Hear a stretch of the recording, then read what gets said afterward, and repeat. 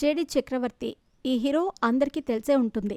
గులాబీ చక్రవర్తి అందరికీ గుర్తుండిపోతుంది.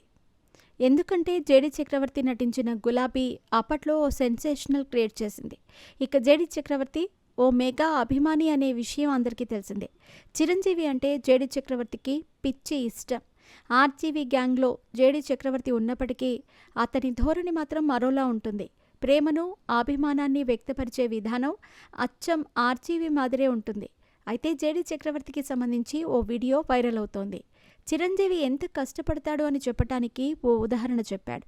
చిరంజీవి ఎంత కష్టపడతాడని చెప్పేందుకు ఎంతోమంది ఎన్నోసార్లు తమ తమ అనుభవాలను షేర్ చేసుకున్నారు.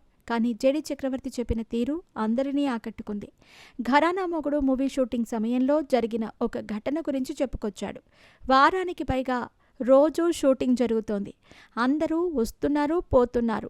కానీ చిరంజీవి మాత్రం అలానే షాట్ అయ్యాక పక్కనే ఉన్న అంబాసిడర్ కారులో పడుకున్నాడు. అప్పట్లో క్యారవాన్లు లేవు. మేకప్ రూమ్లోనే పడుకుంటారు. ఇలా కార్లో ఎందుకు పడుకున్నావంటూ ఓ అభిమానిగా ఉండలేక అడిగాను.